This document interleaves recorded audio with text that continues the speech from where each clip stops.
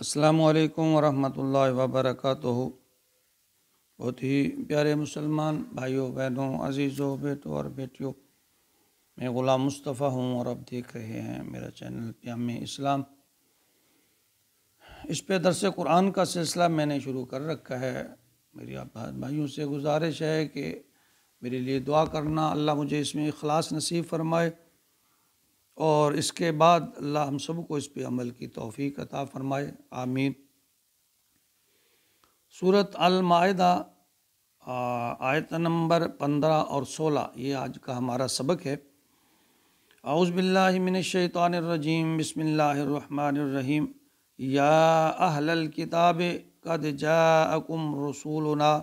یبین لکم کثیرا مما کنتم تخفون من الکتاب ویعفو عن کثیر قد جاءکم من اللہ نور وکتاب مبین یہدی بہ اللہ من اتبع رضوانہ سبل السلام ویخرجہم من الظلمات الی النور بإذنہ ویہدی الی صراط مستقیم۔ اب اللہ رب العالمین یہاں اہل کتاب سے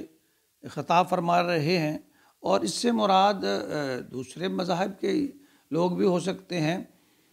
صاف ظاہر ہے جب نبی اکرم صلی اللہ علیہ وسلم کو نبوت ملی تو اس سے پہلے تو جو بھی قوم تھی سابقہ وہ اہل کتاب تھے، سابقہ کتابوں پر، تو ان سے اللہ تعالیٰ اب خطاب شروع کا یوں سمجھ لیں کہ خطاب ہے۔ فرمایا یا اہل الکتاب، اے اہل کتاب، قد جاءکم رسولنا، آ گیا اب تمہارے پاس میرا رسول، اب تمہارے اندر میرا رسول آ گیا ہے۔ یبین لکم کثیرا مما،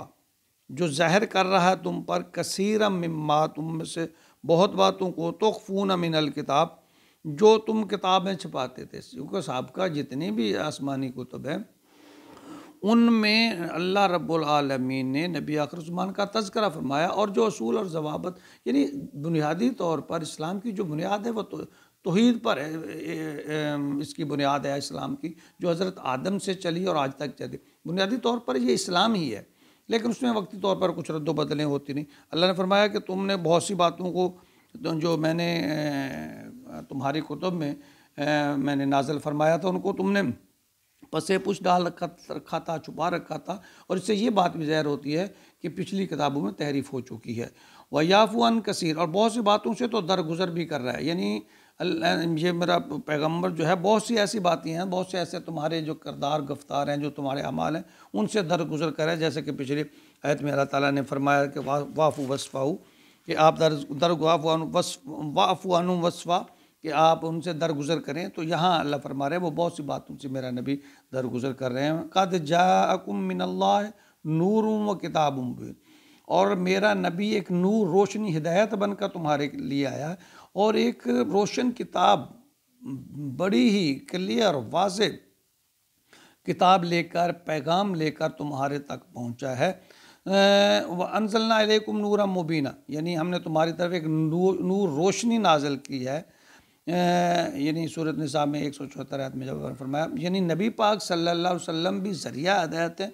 لیکن نور کا مطلب ہدایت ہے، یعنی نبی اکرم صلی اللہ علیہ وسلم کو اللہ رب العالمین نے بھیجا ہی اس لیے قوم کو، اس لوگوں کو ہدایت کے لیے، جو ایک یعنی نور کہہ لیں، نور مجسم بن کر آپ آئے، تو اور اس پر ایک نصاب دیا، ایک کتاب دی، جسے اللہ تعالیٰ قرآن پاک فرما رہے ہیں کہ یہ ایک کھلی کتاب ہے، اور اس میں دیکھیں قرآن پاک میں دنیا کا ہر مسئلے کا حل ہے، ہر ہدایت موجود ہے۔ ہم نے اس کو صرف اوپر سے دیکھا ہے، بس سرسری پڑھتے ہیں اور اس کا مفہوم سمجھنے کی کوشش نہیں کرتے، اس لیے ہمیں پتہ نہیں چلتا۔ اللہ فرماتے ہیں یہدی بہ اللہ من اتبع رضوانہ،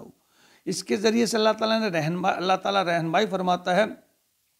جو اس کی طلب ہے، یعنی من اتبع رضوانہ، جو اس کی طرف آتے ہیں، اللہ ان کے لیے اس کو ہدایت کا ذریعہ بنا دیتے ہیں، سبل السلام، سلامتی کے راستوں کی طرف، بہتری کے راستے، یعنی جو اس سے ہدایت حاصل کرنا چاہے، اللہ رب العالمین یہ فرما رہے ہیں، تو یہ ان کے لیے ہدایت مہیا کرتا ہے۔ وَيُخْرِجُهُم مِّنَ الظُّلُمَاتِ إِلَى النُّورِ، اور اندھیروں سے نکال کر نور، روشنی کی طرف لے آتا ہے، بِإِذْنِهِ وَيَهْدِي یعنی اس میں جو احکامات ہیں اللہ فرما رہے ہیں، یہ اگر ان پر عمل کرو گے تو تمہیں اندھیروں سے نکال کر روشنی کی طرف لے آئے گا، وَيَهْدِيهِمْ إِلَىٰ صِرَاطٍ مستقیم، سیدھے رستے کی طرف، صراط مستقیم کی طرف۔ تو صراط مستقیم جو ہے وہ اس کا تذکرہ ہم ہر نماز میں کرتے ہیں، اہدنا الصراط المستقیم صراط الذین انعمت، یعنی کون سا رستہ؟ صراط مستقیم کیا ہے؟ صراط مستقیم ہے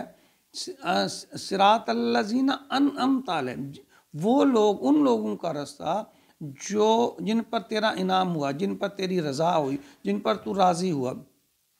نیک لوگ، اچھے لوگ۔ تو اللہ فرما رہے ہیں کہ اگر تم اس قرآن کو کھولو گے، اس کو پڑھو گے، یہ ایک نور ہے، ہدایت ہے، میرے محبوب ایک نور مجسم ہیں، لوگوں کو ہدایت کے لیے میں نے انہیں اس دنیا میں بھیجا ہے، اور یہ نصاب ہے، اور یہ نصاب دے کر میں نے اپنے نبی کو بھیجا ہے کہ یہ تم اس پر اگر عمل کرتے ہو تو یہ تم ہدایت کا ذریعہ بنے گا، اللہ کی رضا کا سبب بنے گا، سلامتی کی طرف لے کے جائے گا، تمہیں اندھیروں سے نکال کر روشنی کی طرف لے آئے گا، جس سے صراط مستقیم کہا جاتا ہے، اور جس کی ہر نماز میں اللہ تعالیٰ سے استدعا کرتے ہیں کہ یا اللہ ہمیں صراط مستقیم پہ چلا۔ تو صراط مستقیم پہ چلنے کے لیے کیا ہے؟ ہم نے قرآن کی تعلیمات کو